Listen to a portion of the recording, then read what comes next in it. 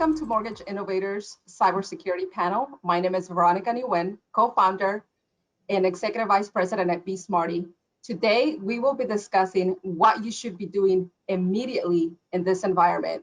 I have two experts in the field and we'll be discussing the topic right now. Let's go ahead and get started. Robert, can you introduce yourself to our panelists? Yes, thank you, Veronica, and welcome everyone.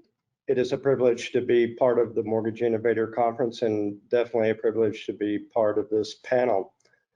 I have been in the mortgage business for probably going on 30 years, most of that from a technology perspective. I have served as CIO for a number of medium and large size mortgage companies, as well as working for large banks as well.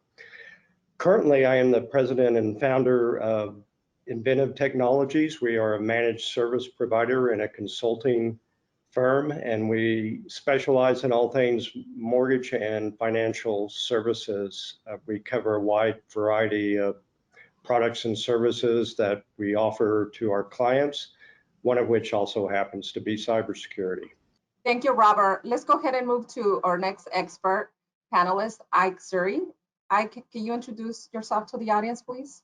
Sure. Hello, everybody. Thanks for having me on this panel, Veronica and California MBA, Susan and Dustin. I'm CEO for Funding Shield. It is a financial technology company that's helping prevent wire and title fraud in the real estate and mortgage lending business in the US. My background is I grew up in technology, and I've been part and parcel of many different businesses where as a leadership executive and then CEO and owner operator, now can call myself an entrepreneur, and have basically run businesses primarily taking technology, optimizing different sectors and industries from Wall Street to media to animation to healthcare, human capital, and several others. Today at Funding Shield, I'm running the business with my team, where we are one of the leading financial technology, wire fraud and title fraud prevention companies, ensuring in this pandemic and beyond, there are ways to embrace technology, facilitate safeguarding transactions at the most vulnerable times, while helping our clients save money and get a better ROI. Thank you, Robert and I, for those introductions. Well, let's go ahead and get started. Let's go ahead and start with Robert. Robert, what are some ways that you ensure that the company is protecting themselves, that is protecting their data to make sure that their network is safe? There are a number of things that we do to help companies. We have spent virtually 95% of our time in exactly that endeavor. We've worked with a number of mortgage clients, manufacturing clients who were not prepared to move so much of their workforce to a remote situation. So we have done everything from helping them procure equipment to, more importantly, helping them begin securing the home office environments for their employees. Unfortunately, by moving to a remote workforce, we open ourselves up. And with many companies, unfortunately, we have drop some of our best practices when it comes to security. So we have tried to step in with our clients and help them apply as much security as possible, while at the same time, of course, getting them up and running in that remote environment. We've helped with everything from encrypting hard drives on their remote computers. We help them secure the home router. We help them separate their home and work devices on the home network. We help them patch those routers, which is, again, a first line of defense always. Also, as a managed service provider, if they need it, we are able to provide a full suite of protection tools for the remote office employees. We cover everything from antivirus, malware protection, dark web monitoring. We have two products that are comprehensive email security platforms, and we try to make sure that our clients have those in place and are protected from the attacks that are so prevalent right now. They're actually more widespread in this COVID environment than they were before. We take things a step further as well with our clients. We try to work with them on the server and network level, ensuring that critical patching is done. Again, a very important first line defense. We also have helped clients validate and confirm that their backups are working. It's your number one protection against ransomware. Luckily, this doesn't happen very often, but I do have to say with one client, we had their internal IT tell executive management that the backups were fine. They asked us to actually just come in and confirm that, and we found that the backups had not taken place in over 3 months.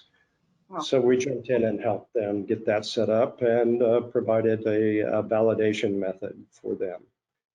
Another thing that we're helping clients with that's important is we're setting up companies with user awareness training, security awareness training. Again, hugely important.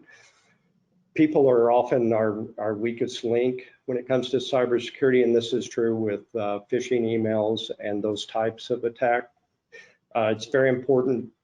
It has always been very important, but it's even more important today in this current pandemic environment that you provide your end users with security awareness training.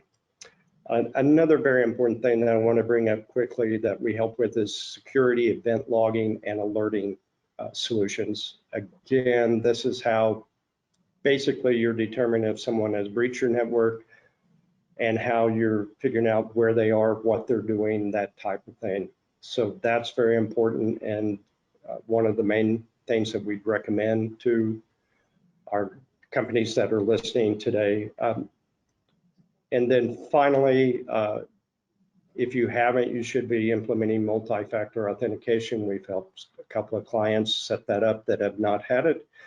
And a new project that we're working on with a mortgage banking client actually is setting up a virtual desktop infrastructure. So with this, it is a more secure environment, and it also is going to help the client reduce costs and especially the time to set up new employees. And we are in the process of vetting that. We're in a full-blown test. We are helping them with full-time employees. We are helping them with onshore contract employees, and they are also using offshore contract resources to help with underwriting, processing, even video production, et cetera. And so we are going to help them with that virtual desktop environment and get that up and running as soon as possible. Yeah, Robert, that's great that you're right there leading charge in the cybersecurity. I know that when I took my cybersecurity class here, there's people don't find out that somebody breached your data until 12 months later. So it's really important in this type of environment, especially having a lot of people working from home. In an earlier discussion, happens more often than not, where the hackers will breach the network and they'll actually just sit and monitor and study for months before they will mount an attack. Yeah, so I think that training is really important. In an earlier discussion, we talked about disaster recovery plans that you help create, especially during that pandemic. I know that even our vendors, we've seen more of that request. So I can imagine some people not having those in place. So can you share with the audience some of the best practices to getting that in this type of environment? Yes, I can. More clients are starting to ask for that. Auditors are beginning to ask for that. The first time that we revised a disaster recovery business continuity plan for a client was actually a relatively large mortgage company. And so that was a great learning experience for both of us. But there are certain things that you have to do, and I think we're all realizing that as we get further into the pandemic. But invariably, probably the vast majority of our DRBCP plans are designed around a natural or a man-made disaster that differ in their severity but in most cases, they're relatively predictable, and they're almost always short in duration or limited in scope. With the pandemic, you can throw all of that out the window. As you can see, this has gone on far longer probably than any of us imagined. So that you have to then build into your DR-BCP plan the ability to have and determine the effect of a long-term disaster, if you will. So, and you have to plan for phases. So you have to change your framework then for allowing that. Not just how do you get the employees to remote, but then how do you phase them in? You've got to build in a lot of new parameters around health, the social distancing, the cleaning of the office, you name it. There's just a variety of health measures that you have to build into the plan. And as we see with this pandemic, it's coming in waves. So we're now going back and revising that plan to adjust and deal with the different phases and waves of the pandemic, if you will. So, best practice is really honestly to prepare for this to last a very long time, and to very much you need to concentrate on the health aspects and how to properly bring people back to the office in a safe and secure manner. Another thing that's come out of this, if you have a good DR-BCP plan, you're going to have an oversight framework, and you're going to have a framework for revisiting that plan and making adjustments as you need to. It should be a living document. Very important as you add the pandemic planning to your DR-BCP, to have that oversight. As we've seen again with this pandemic, things change. We're going into additional waves. With my client in particular, we were actually in the process of beginning to bring the first employees back when the second wave hit, and here in Arizona, they shut everything down again. So we went back into lockdown. So we had to adjust for that. So have a good solid oversight framework and then revisit that often and make sure that that's in place. And obviously and I'm sure most of you have done this already, given that we're so far into the pandemic, but you've got to make sure that you're taking into account all aspects. How do you deal with your customers?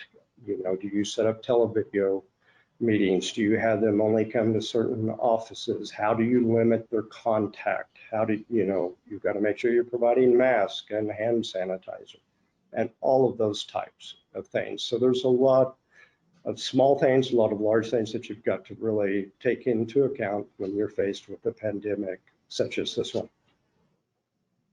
Thank you, Robert. Those are great tips for our audience. We're still in the pandemic. We're not out in, here in California, at least the governor, has different steps of, people coming back to work. And then, then you get shut down again.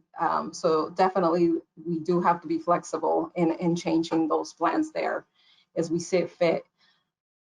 Ike, what have you seen during that pandemic that has changed in the field that you're covering when it comes to wire fraud? Thanks. So yeah, as Robert was sharing earlier, we've seen pretty much the same, like the industry is experiencing. Workforces are being asked to work from home, but they still come together as teams, even though they're in different silos or different geographies, and they're finding this common united purpose to work at the firm they're at and the clients that they're servicing and the industry they're in. The challenges are the same and maybe beyond what Robert shared from his perspective, and we very much see the same. It's good to hear that Robert's firm provides those level of hardware and software solutions to do that. We are a pure software firm. We're on the cloud. We provide a very malleable, scalable, plug and play, user-centric experience where in this environment, the transition of going to WFH creates that perfect storm for a number of these operators or business lenders or businesses and other stakeholders that work on their behalf, from title companies to escrow companies and a number of other firms or attorneys and so on, that fraudsters can take advantage and do take advantage of those vulnerabilities. And we've seen a huge spike in that rise, in that space, in wire fraud and title fraud. And we are preemptive in the space where we not only just look for the data inconsistencies, the vulnerabilities that firms are exposed, the workflows that are disjointed in this transition where they were not doing this before. Suddenly they have to accelerate towards finding these solutions. And when the firms are looking to accelerate towards finding these solutions, there's a huge skills gap. So a lot of employees are not up to speed with technology, or we're hesitant of using technology, or we're still in the process of getting educated or updated on what tools are available.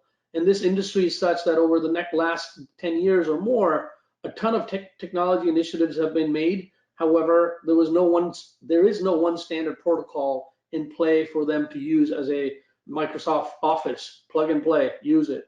So each state has a different law, each state has different rules, and the burden of ensuring that stakeholders and parties are complying with mandatory regulations, federal and state, and operating within their jurisdictions, licensed jurisdictions. And they have all the other requirements that are needed in order for a lender to ensure that he's got the right parties. And if anything breaks down, the lenders are obliged to take care of that loss and pay for the penalties. Mike, you talk about the spike.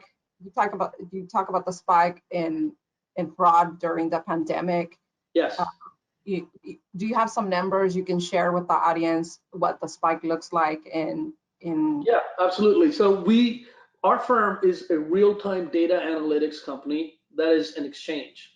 So at the last moment prior to funding of a transaction, at the closing menu, we provide the safeguards and preemptively look at all what's going on and ensure that there is no wire or title fraud. Our Q2 results compared to our Q1 results for this year in wire and title fraud, we just released that analytics to the market, to a number of publications, and shared it with MBA and CMBA members, and it's been substantial. There's been a 50% increase in fraud risk exposure in CPL errors and issues, closing protection letters. There's been a 530% increase in CPL and agent verification errors with title insurers. There's been a 135% increase in state licensing issues. Now, all of these things that I'm pointing out, our software and our solutions, proprietary software, are able to delineate and provide the results to our customers and clients and lenders as to, in a transaction, any transaction at any given time, where these inconsistencies came in. Could be human error, it could be data mismatched, it could be, God forbid, fraud perpetuated. And being ahead of that is the key, not finding out later. As you and Robert pointed out, a number of frauds when discovered are a few months later. We don't allow that to happen. Our software is real-time data security, transmission, and preemptive identification, preemptive resolve in providing a solution for that problem, not just identifying a problem. Ike, when it comes to identifying the fraud within your software per se, how are lenders should be educating their staff to be aware of inconsistencies? Very good question. So, like I mentioned earlier, skills gap is a big thing in this industry. And lenders, great leadership in play today, they're embracing technology and these kind of solutions faster than what they used to do before. There is no choice. On the other hand, how to educate your clients becomes how to facilitate not only your clients and your own staff, like you pointed out, facilitate education, training, and introducing them to solutions that have been put together to help them, empower them, and solve problems. Not just throw new software at them, but our software has been designed. We are a result of listening to our customer and listening to our industry's need. And these workflows have been designed with feedback from such clients and employees of such clients. And to more you involve them with producing these kind of automation and workflow for themselves, they automatically feel part of the solution, not being thrown at just as a software for them to use, but they have provided solutions to automate redundancies where they are educated, simultaneously feel like it's a player coach kind of a thing. They're playing, they're editing, they're making sure it works, and they're making jobs better for themselves and better customer service experience, no fraud, better margins, better bottom results, ROI, sustainable business, sustainable jobs, and sustainable industry that you're dealing with, because there's a lot of volatility that we're dealing with today. Thank you, Ike. What about you, Robert? Do you see that on your side an increase of training the staff when it comes to cybersecurity? Yeah, as Ike said, that is no longer optional. It should not be optional. We have to spend the money as companies to educate our staff and to avoid these types of fraud. And it's increasing everywhere. It's not just wire and title fraud, but it's across the board. We're seeing just exponential increases in attacks, in phishing attacks, in ransomware attacks. We're seeing websites spoofed. We're seeing large companies spoofed. We're seeing Google alerts that are spoofed and sent to people that are working remote. So it's just hugely important to embrace the education and to make sure that you have that security awareness training for your company and have it across the board, just from phishing attacks, but even more importantly, in Ike's area with the wire and title fraud. You can't afford to have a misstep there. I would add to that, if you don't mind. I mean, a lot of leadership today is already demonstrating that they want to have open channels with employees and staff. They're stakeholders of the firm. This brain trust of the firms, leadership knows they have to empower the brain trust with new financial technology tools in order for them to be competitive in this market, and hence the firm itself. You can't, I use this line all the time, you can't send your soldiers into a gunfight with a knife. You can't. In this digital environment, you got to make sure you empower your team, you empower your brain trust, and you have an open channel of communication. Their feedback is very important. To have a central mechanism in play of getting your client, your employee feedback is very, very important. And then we've also seen leadership taking today in this environment, cutting down their executive pay, providing financial aid to employees, facilitating these tools for them to have jobs, not layoffs, and keeping a sustainable business. It only comes from sustaining your employees, your stakeholders, and the tool sets you need to provide them. Talking about providing tools to your employees so they can go out there and, fight, as you call it, every day. How can a company play offense as opposed to defense when it comes to wire fraud? Best defense is offense. Basically, it is that. To be preemptive is, you already know, the industry already is plagued with these fraudsters and losses from these kind of exposures. To stay ahead of it, you can't just throw more and more bodies at it in an environment where some of the digitization in the industry has gone to a point where you can use these examples. The LOS systems that have become unicorns in the industry provide a whole lot of automation on the front end and aggregating data and providing a very crucial part in cutting down time and being competitive. But the loan origination cost has gone from $1,500 to almost $9,000, $10,000. Technology helped to compete, but it also took the price up. That doesn't really help that business to sustain itself. And now you have this one loss that could be an average loss. Let's say an average loan today in the country is $237,000. And when you lose that one transaction of $237,000 where you have no recourse today in the market, no insurance covers it, the banks don't cover it, the title insurance doesn't cover it. And when you have that loss as a lender, you end up in a position where you're already operating at less than 1%, 50 bips of a margin on volume they're dealing with. At that one loss, what it does to them is takes away the working capital. It ends up costing close to $900,000 by the time you recovering from that loss from legal bills, attorneys, investigations, audits, filings, and things of that sort. That's a lot of money for a lender where they have to do X so many number of deals in order to recover from that one loss. Not to say reputational risk that comes with it, not to say, and not to forget the lenders that are behind them, warehouse banks, the asset quality that they're financing towards. They start looking at it and say, this is a risky trade for us, a risky lender. They're not necessarily complying with all the regulatory needs that are there to cover risk. And so it comes down to all of those issues as well, for what you asked. Thank you, Ike. Let's go ahead and move to Robert. Robert, what other cybersecurity issues have you seen during this pandemic?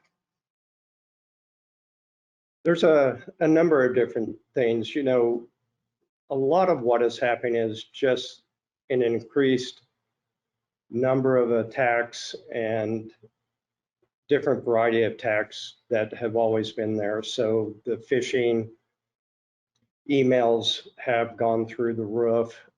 We're seeing primarily just an increase in those attacks based on the pandemic. So they're playing on people's hearts, on their kindness, on their caring, their fear in a number of ways, trying to get them to click on these links, which will either download their malware, take them to a malicious site, download ransomware, all these types of things. But they're doing it by playing upon our better instincts, our caring and our compassion. So there's just a huge increase in COVID type attacks based on that.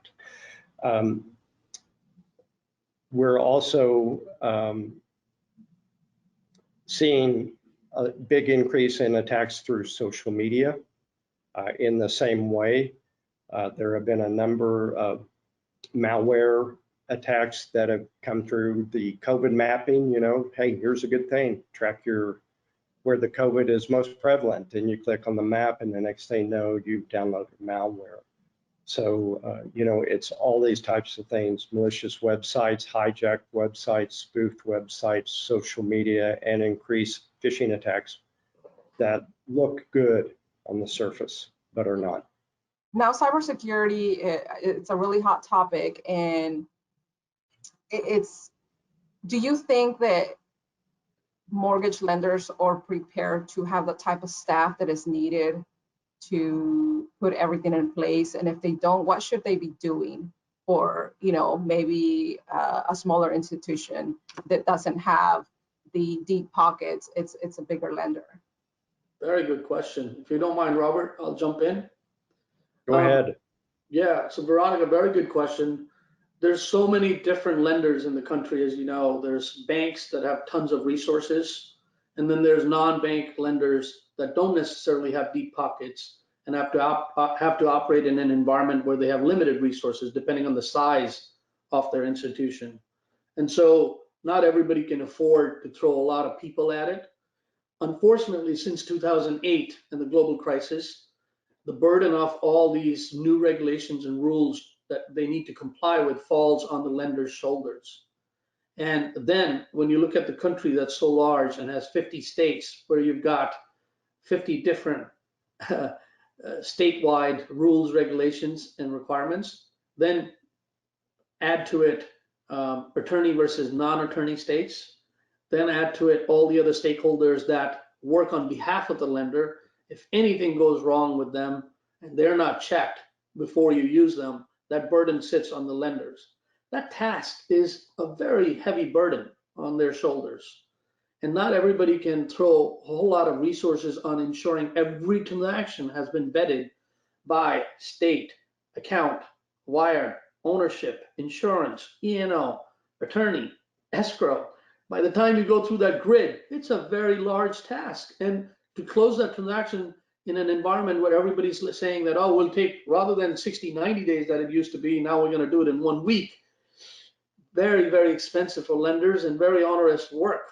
And so thank God for technology. These solutions have been prepared by firms like us and others like Robert and folks, where a lot of these redundancies have been automated in workflows that now need to prove themselves that they are efficient. And so you can have a proven technology that's user-centric and has an automation in play that can actually provide that kind of a requirement from these lenders. And rather than throw a lot of money at trying to build your own technology that the industry's done in the past, or rather than hire a number of bodies and hope everybody's doing their job, the solutions now are put in place where it is plug and play solution, it's malleable, it's scalable, it pays for itself, and when your markets go up, you don't have to hire more people, you just pay per as you use. And when markets are down, you don't have to lay off people and deal with whole sorts of right sizing. This software still goes up and down with you. And this kind of a financial suitable partner and solution is a sustainable partner, it's a sustainable solution, and it's a profit partner, not a cost center anymore. So that's how I view as where the market is today. That's exactly how Funding Shield's built to provide that service based on the needs of the industry from the clients. So we didn't come off the shelf and provide it. We had to design it with the banks that's sitting with them. I'll give it to Robert. Thank you, Ike. Robert, you have something to share? Yeah, I do on this. I mean, I want to affirm again what Ike is saying. You can't do it yourself, and you don't want to try to build these solutions yourself. You don't want to attack it with hiring a bunch of people. So utilize technology, utilize vendors that have already proven that have a scalable solution like Ike's. For us, we're an outsourcing vendor, so we can help you with all of these additional tasks that have hit us because of the pandemic that your internal IT staff cannot possibly handle. They can't even handle the new help desk requests that are coming in as a result of, I mean, I can't tell you how many IT people we've helped who said, if I get one more, how do I connect to VPN? Or I can't see my resources. Did you connect to the VPN? What's that? You know, so we can take that burden off. And, you know, the bottom line is with all of us here, I have a motto: collectively, we are better than we are individually. And this is a case where that is so true. And I'm sure Ike and his firm feel the same way. We're here to partner. So we want to help you succeed. We want to do the things that we do best, take that load off, help you be more strategic. We want you to be the best mortgage banker that you can be, the best title company that you can be. Let us help you be that. Focus on the low interest rates and getting that volume, and utilize the experts like Robert and Ike. Yes. Exactly. We're wrapping up here, just a couple of final thoughts here. Ike, what do you think about blockchain? Do you think that's an emerging technology given our environment in a COVID? Blockchain is definitely an emerging technology. I'm not sure how quickly can it be deployed to unify all the sources to deliver. Blockchain, I use an analogy that comes from my past experience being in fiber optics. The blockchain I consider as a general ledger that everybody knows, only secure for the members, that's secure for members that are part of the transactions that they can use today, tomorrow, and historical audits and so forth. However, before you send something into that blockchain, you need to make sure that it's vetted, verified, and validated. So it's only as good as a general ledger if the transactions that have been sent in there for recording are good, are verified. If you send in garbage, you'll just end up recording garbage. So having spent 2 years with MISMO and MBA and sitting on fraud and risk committee at MBA myself, and coming from tech, spent enough time with blockchain companies, some of the leading ones in the world, that we found ourselves in an environment where we sit ourselves at the most pivotal point in time before you send the transaction into a blockchain environment. You got to make sure what you record in blockchain is verified, vetted, and validated. That's where we stand as Funding Shield for blockchain. As far as blockchain, beyond our contribution towards it is concerned, before it becomes a very uniform play for everybody to use. You know, there's 80,000 title and 100,000 title agencies in the country. There's some 4,000 plus lenders in the country. There's millions of borrowers. For them to have one portal to use as a blockchain is very hard to provide. And so who's going to be that party that's going to lose all the money to get that market share to get there? is yet to be seen. So we'll Thank see you, how far it gets. Thank you, Ike. Robert, any final thoughts before we conclude? Yeah, I'll just keep it simple. Make cybersecurity a priority. Don't neglect it. The hackers have not taken time off during the pandemic. If anything, they've gotten worse. So it's more of a priority now than it ever has been. And then lastly, security awareness training. Focus on that. Do as much as you can in that area as you can. Thank you. Thank you. 100%. I'll echo what Robert said, everything he said. Best defense is the offense. Preemptively train, educate your staff and clients to provide customer satisfaction. Want to make sure it's a people business. All people are happy, including your staff. Make sure you provide them with training, education, tools, empower them with tools that are available today so you can achieve the cohesiveness, the collaboration, the coordination, not amongst just the employees in the firm, but also the stakeholders that they work with on a daily basis to eventually give a good customer satisfaction. Ultimately, the people is what makes the company, right? Yes, exactly. Well, thank you. This concludes our panel discussion today. I'm Veronica Nguyen. Thank you and enjoy the rest of the show. I'm here with Adam Chaudhry. Now, Adam, let's try something. I have with me a deck of cards. This is what's going to happen, Adam. In a second, I will snap my fingers. When I do, I want you to name any card you want. Hearts, clubs, spades, diamonds, ace to king, any card you want. I'll tell you right now, a lot of people pick the king or the ace. You might want to pick something else. But any other card you want, pick one now. 10.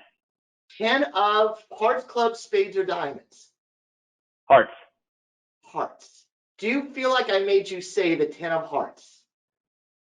Not really, no. Not in any way, shape, or form. Let me say it. If I go through this deck of cards, you will see that one card and only one card is upside down. You can pick any card, any number, any suit, but you picked the 10 of hearts. Wonderful. Like that. You always get it right with Mortgage Innovator at the Mortgage Innovators Conference. We're going to try something else here. Adam, I need a 2-digit number, any number between, well, 20 and 100, any number you'd like between 20 and 100, pick one now. 23. 23. It's going to take a second to see what I'm doing, but it's worth it. Here we go. The number 23, your number.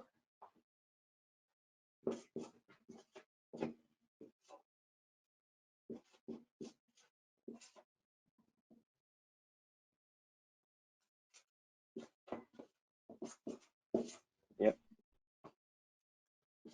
I know what you're thinking. You're thinking, so what? But check this out. You gave me the number 23. 8 and 11 is 19. 19 and 3 is 22. 22 and 1 is 23. But you know what, Adam? It gets better. That's the first line. The second line, 2 and 2 is 4. 4 and 7 is 11. 11 and 12, 23. The next line, 3 and 5 is 8. 8 and 9 is 17. 17 and 6, 23. 10 and 5 is 15, but the 4 is 19. 19 and 4, 23. It's just fast math. But Adam, you were here at the Mortgage Innovators Conference, where it gets better. That is the horizontal. Absolutely. The vertical also works. 1 and 12 is 13. 6 is 19. 19 and 4, 23. 3 and 7 is 10, plus 9 is 19. 19 and 4, 23. 11, 2, 5 and 5. Add it up yourself. It will be 23. 23. 8 and 2 is 10, plus 3 is 13. 13 and 10 is 23. Horizontally and vertically, it all adds up. But you were here at the Mortgage Innovators Conference, where it always gets better. The diagonals. 10 plus 9 is 19. 19 and 4, 23. The other way. 1 and 7 is 8, plus 5 is 13, plus 10, 23. Horizontally, vertically, diagonally, it all adds up. I can tell you like that from all the applause. No, it's, no, I don't need your pity, Adam. I appreciate it, but I don't need your pity because you were here at the Mortgage Innovators Conference. And it gets better. The four corners. 8 and 1 is 9, plus 10 is 19, 19 and 4, 23. 23. The four inside squares, 2 and 7 is 9, plus 9 is 18, 18 and 5, 23. And if that's not enough for you, and I can tell by the applause it's not, these four squares, these four, and these four, all add up to your number, 23. It always adds up with the Mortgage Innovators Conference. Love it. Thank you so much, Jay. This has been a great job, and what a way to end this event, making sure we're all staying sharp and ready for this grand finale and ending things right. Really appreciate it. That was really fun. You're welcome. Thank you so much. And now we do have Alex with Sales Boomerang for a final tech talk of the conference. Enjoy.